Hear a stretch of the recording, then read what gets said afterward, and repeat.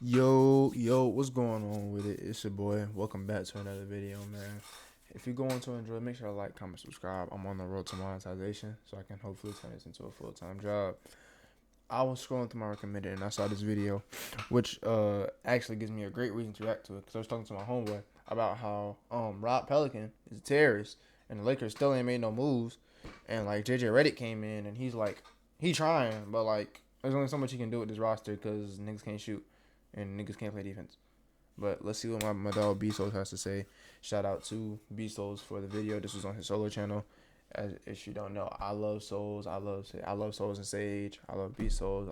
I love their separate channels. I love the pod. So have to give credit where credit is due. But yeah, let's see what he's talking about. Laker fans, it's time to get hype because LeBron James is back. Yes, Shouldn't have came back. sir.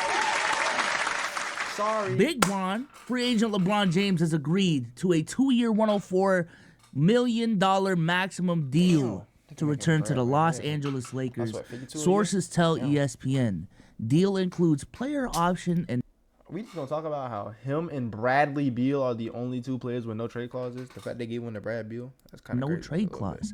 James joins Phoenix's Bradley Beal as one of the 2 league players with a no trade clause. I believe that's actually false because I read somewhere that Luke Cornett actually has a no trade clause, and Mike Conley, I believe, has one as well. But yeah, man.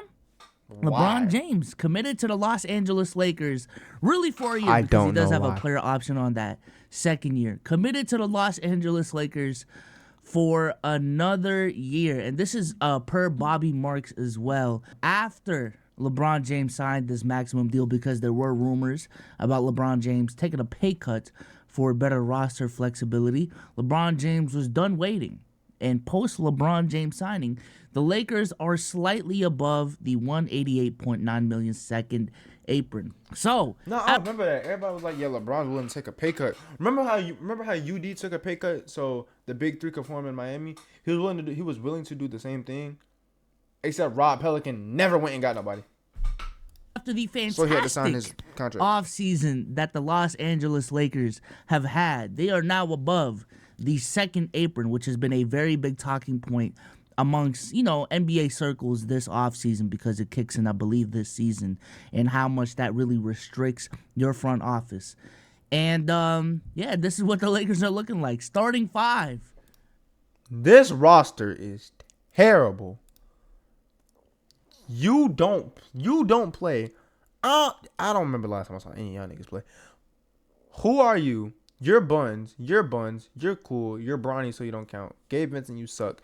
D'Lo, you're a starter and you still some ass. This roster is so D'Lo. terrible. It's just a bunch of young niggas. This is a development team. This is a glorified G League team with LeBron James, Austin Reeves, Anthony Davis, and Rui. Austin Reeves, LeBron James, Rui, and AD. Some familiar faces for my Los Angeles Laker fans. As far as their bench, we got Gabe Vincent. We got Bronny James. Big Bronny. The big You're so nasty. biggest You're Bronny. so disgusting. Dalton Connett, Jalen Hood-Schifino, Max Christie, Maxwell Lewis, Cam Reddish. Jay Vando, Jackson Hayes, and Christian Wood. Mind you, I'm not a Laker fan. I'm just a LeBron fan. I don't want to see Lego get done dirty like this. I told him, bro. I gotta stop trolling, bro. They can trade a maximum of 2 first-round draft picks, I believe, 2029 and 2031. Can also trade 2030, but not combined with the other 2. They got some swaps in 26, 28, 29, 30, and 31. And they got some a 1 second available. Actually, they might have 4. I don't necessarily know what this means. Exceptions, second round of veteran minimum. I think the Los Angeles Lakers, arguably, barring they don't make any moves, I believe the only move that I've really been hearing is D'Lo being shipped somewhere. Overseas, nigga. Yeah, they're one of the biggest losers of this offseason. In 2024, the only team that can get away with re-signing everyone else and not Celtics. really making any big time moves. Not even big time moves, just not making any moves in their rotation, not adding rotational pieces is the Boston Celtics. That's it. That's true. That's it. They're the only one that you can give the benefit of the doubt to because of the fact that they just won a championship. And you can even argue that even though they won a championship, there's still room to. I would say you can give a pass to any of those like deep playoff run teams. Like you could argue the Knicks were just riddled with injury. Like you could argue the Minnesota Knicks trade didn't need to happen. I mean, it's better for the Knicks. I would say the T-Wolves definitely lost that trade, but there's a couple of teams that you could argue didn't really need to trade for anybody. But there was moves that can be made to help them get better, to help them win the chip, like the T-Wolves. But a trade was not indefinitely, like it wasn't imminent, like it wasn't super needed at this moment. But I see what he's saying. Improve internally. JT and JV just playing better next season. KP getting healthier. Yeah. Xavier Tillman being more accustomed into the rotation. Like all of these things. Peyton Pritchard may get better. All of these things. They are the only team, and they brought back everyone else. Like literally down to Luke Cornett. The only dude we are literally waiting on right now is O'Shea Brissett. They are bringing back everyone else, and that is really the only team that should do that. And I would even say if the Boston Celtics didn't win a championship this past season, them re-signing everyone back would look crazy. But in 2024, with the amount of player movement available, and maybe this is what's going to change, with the second apron. With the amount of free agents available this offseason as well, with the player movement going on in the league now, with so many, this is the most talented league, y'all. There's so many players, in my opinion, that are just lost somewhere, waiting to be found, waiting to be. Lonnie Walker's overseas. Dwight Howard is chilling. A lot of people that there's a lot of talented players that just don't get roster spots for some reason. I don't know. I was having this talk with my home. Actually, I'll say this for another video, maybe. But we was talking about how, like, right now, I don't think Boston's a super team. They just have a competent front office. They're just a well-constructed team. But because nobody else is well-constructed, they look like a super team. It's like men amongst boys type shit. Not even like that. It's a team diff because they're an actual competent organization. Fit in a role that best suits their play style, waiting to be signed by a team that has a good developmental staff. They're just out there. And for the Los Angeles Lakers to not make a move whatsoever so far, outside of adding Bronny James, and I do like Dalton Connect, so I'll give them that. They are relying a lot on JJ Redick to do some magic. I'm sorry. I mean, JJ Redick tried. He got y'all 3-0, but at the end of the day, the roster didn't fucking change, and the roster was still shite. The roster Darvin Ham had was better. It was better at the start, and then they just kept progressively losing players. Maybe just in their front office, they really have, like, full confidence that the only thing holding them back last season was not facing the Denver Nuggets and, Jared Vanderbilt being healthy and a better coach. But my goodness, that is a lot of faith in this team. True. Because what I see with this team is a team that still lacks point of attack defenders. Like the perimeter defenders in that starting line right now is D'Lo, Austin Reeves, and LeBron. And if we're about to rely on 40-year-old LeBron James to be our best perimeter defender, we are doing something wrong as an organization. We just are. And I understand they got Jared Vanderbilt off the bench. But even if you bring Jared Vanderbilt into the starting lineup, that then adds a different problem, which is spacing. These boys can't fucking shoot, my nigga. They can't shoot. Jared Vanderbilt is not a good offensive player. Great defensive player. But he is definitely a one-sided basketball player. You can't have one-sided basketball players in today's league. You can't. It's not going to work. Because, like, people are going to either leave you to go double your main star, or they're just going to ask for a switch the entire time.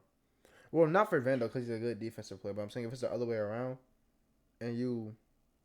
Wait, no. If you're a defensive liability, they're going to hunt for the switch, like how they do with the Clippers. They hunt Zubac because Kawhi... Well, when they had PG. Kawhi and PG were the main defenders. So they would hunt Zubac. They hunt Rudy Gobert because he's not laterally quick enough to stay with some of the guards. But if you're an offensive liability, they'll leave you to go double your best player. But yeah, the Los Angeles Lakers, and shout out to my guy, my friend TSO Sage, for tweeting this out. This is the most Los Angeles Laker off season ever. W pay cut, again, this is the most we're the Lakers off season ever.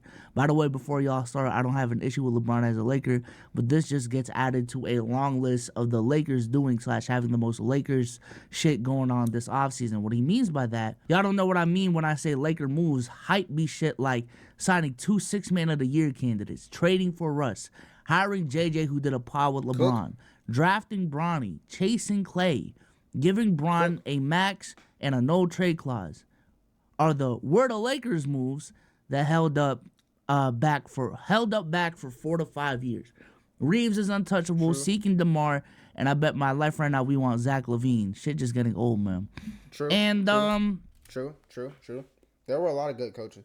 Now, like, am I saying JJ's a bad coach? No, but come on, bro. It's like they're making moves to keep themselves relevant, if that makes sense. They're trying to keep themselves in the news, which is crazy. I can't lie. I agree. I think the Los Angeles Lakers have been stuck behind the wheel. I think the Los Angeles Lakers have a little bit too much confidence in LeBron and AD. As long as we got LeBron and AD, we got a chance right now. And even the JJ Redick signing, like, if that's really what they're banking on, is for JJ Redick to just shake shit up, that's what I said. That's why I said in the beginning that JJ Redick being signed by this team is a setup for JJ Redick's failure. It is. Because if he doesn't do good, they're going to scapegoat him. And we're not talking about the front office enough. Now, was Darvin Ham a problem? Yes. Was he low-key the problem? Yes. But was he the only problem? No. This roster construction is fucking terrible. Darvin Ham couldn't call no goddamn plays. He couldn't call timeouts. His rotations were actual dog shit. And on top of that, Rob Pelican doesn't trade anybody and he doesn't sign anybody. So, it's a whole bunch of shit wrong with this fuck-ass team. And then you took away Darvin Ham. You brought in JJ. They started out 3-0. But, like, it gets to a point where you start facing good teams, even bad teams. LeBron did have that bad stint. A lot of your players are inconsistent. AD started playing. What game was that AD was ass? Oh, against Jokic. He was just barely against Jokic. Y'all can't beat the Nuggets to save your fucking lives. You have no perimeter threats. You have no perimeter defender. Y'all just lack on the perimeter entirely. And on top of that, if Bron has a bad game, yeah, Bron can pat. Bron isn't one-dimensional. But everybody else on the team is fucking zero-dimensional. They don't do shit. Gabe Vincent don't do a damn thing but run up and down the fucking court. Cardio. Not to say Gabe Vincent's a bad basketball player as a whole, but in the NBA, it's like, he was fine, and he was playing fine in Miami. He came to the Lakers and just, I don't know what the fuck happened. He might have shit his pants or something. I don't know. But they just don't have enough, like, they don't have an identity. I feel like their identity is LeBron and AD. And then two of the coldest white boys I've ever seen with Dalton Connect and Austin Reeves. And then you got Bronny He in the G League developing, doing his thing. I would say players that have an upside on the Lakers is low-key more their G League players than their starters. Because you got Koloko, you have Olivari, and then you have LeBron, AD, Reeves, Dalton. Everybody else I feel like is tradable. You can try to keep Rui and develop him, or try to like run, like change the way you like change your schemes. But Rui low-key tradable too. But I'm saying this because I like Rui. But yeah. Let me reemphasize. This is a guy who has minimal head coaching experience, especially at the NBA level, being signed by the Los Angeles Lakers of all franchises. Not only the Los Angeles Lakers, but the Los Angeles Lakers, not in a rebuilding phase, but the Los Angeles Lakers with LeBron and AD. And now we can even add the caveat that this is an offseason where they've barely made any moves. They're bringing everyone back, and all the onus is now it's on JJ Redick to make shit work. Truth be told, the signing doesn't really surprise me. You know, I expected LeBron James to re-sign, especially after they drafted Bronny. I don't think Bronny was being drafted by the Lakers and then LeBron just dips, even though that would have been a crazy storyline and a, you know, crazy turn of events. You know, I didn't expect anything else. What I did not expect, though, was just a lack of moves from the Los Angeles Lakers. What I'm saying. This is a team that did not make any moves at the trade deadline. My question is, why the fuck did they blow up the bubble team? Did he let all the people saying the bubble didn't count? Did he let that shit get to his head and say, "Oh damn, we have to completely start over now to prove them wrong"? Like, what the fuck? You had a well constructed team. You let Alex Caruso go. You let KCP go, who ended up beating you. What? 3 years later, on their way to a fucking chip. Who else they have? THT gone. Caruso gone, Dwight gone, McGee gone, KCP gone. Like, the fuck you? Like, when you win a chip, you want to continue developing to stay on top, but you don't want to make too many. You have to find the balance between stagnant and blowing it up by trying to do too much. Like what the Warriors did. If they were gonna trade Clay, I thought they didn't trade Clay because they were gonna keep him on like a vet min or like give him the legacy contract. Because I thought they were going to do the same thing for Clay, Steph, and Dre. But if you were going to trade Clay, it wouldn't make sense to trade him after the 2022 run. And then you don't want to stay. You don't want to do what the Warriors did and then keep the same team and be like, yeah, we won, and like bask in the glory for too long and then end up keeping the same players and then watch everybody decline and then watch their trade value also go down. But you don't also want to do what the Nuggets did and just trade away your core pieces. Like KCP is now gone. Again, KCP. Why does KCP always go? Also with Drew. But Boston is going to get rid of Drew. But they did that to try to save Dame. We were talking about how the Portland Trailblazers is also terrorists. But KCP is gone. Bruce Bowen is gone. I think. Was Jeff Green on that team?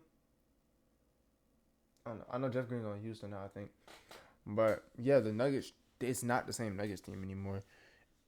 But you have to find the balance between not doing anything and doing too much.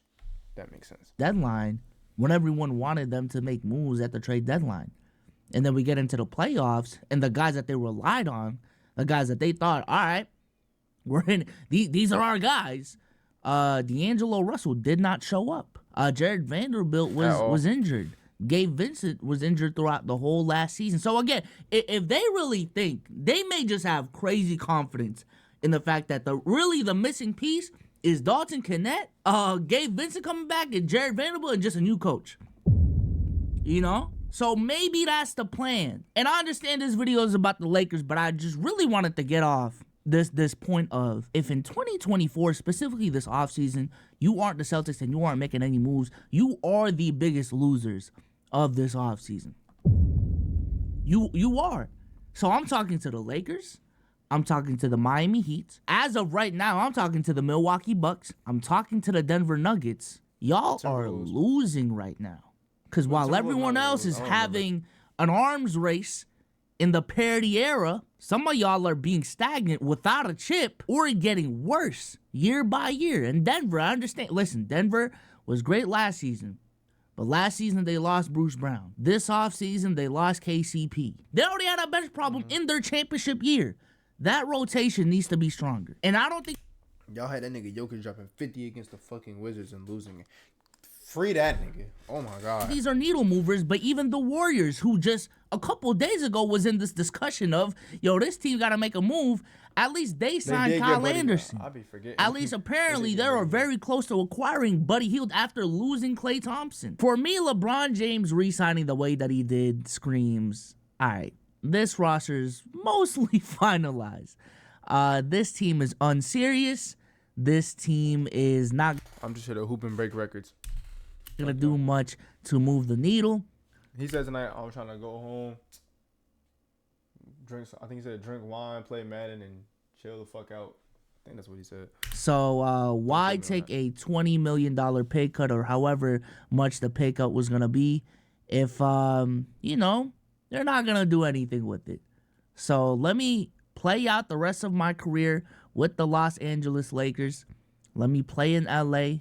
Let me give it one last hurrah in the 2024-2025 season. And then 2025-2026 will be my farewell tour. I think that is what this... I can't handle LeBron retirement, bro. Fuck. Bro, I hope I get monetized, bro. Because me, like, I was born in 08. I have never seen LeBron play a basketball game at all. Like, in person, ever.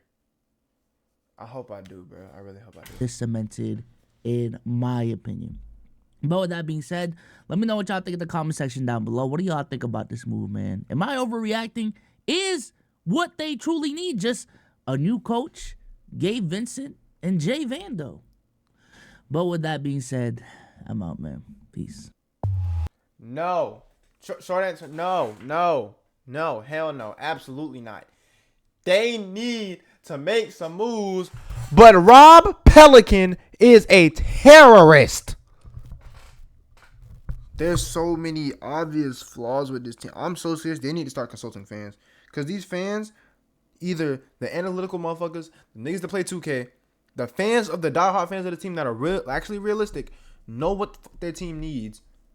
I've seen, like, for example, Sage. I've seen Sage and Damo give valuable, constructive criticism on how to make the team better that actually sounds legit and needs to get ran through somebody on the Lakers organization because the shit sounds like it makes sense. But I don't understand why the people that own the organizations, like the general, like Rob Pelican, can't make these conscious thoughts and decisions himself. I don't know what the fuck he got going on. But, hey, bro. My GOAT's legacy shouldn't be getting tarnished, but it is because he's so good. Even people just take away the age factor because now people see it as an excuse because, oh, he's 40. But because he's still good, they still hold this stuff against him. Oh, my God. The 40-year-old had a bad week. He had like 3-4 bad games where he couldn't make a three. Shiver me timbers, my glorious king. Like, yeah, even if you take away the LeBron glaze, yeah, he had a bad week. Okay. Y'all was so quick to say that nigga was washed, and then he came back and started playing normal again. It was like, oh, okay, all that discourse just happened to disappear. Like, no, he had a bad week. He had a bad stint of gameplay. I agree. The Lakers were looking really, really, really shitty and rough for a calm little week and a half, but now they're back to somewhat normal. And people were so quick to hop on the bandwagon just to get some point across, just to get some clicks and some views, maybe. I don't know, just to spread fucking propaganda. Not even propaganda. It was true, but they jumped to conclusions way too fast in the NBA sphere. But let me know your thoughts on this in the comments below, man.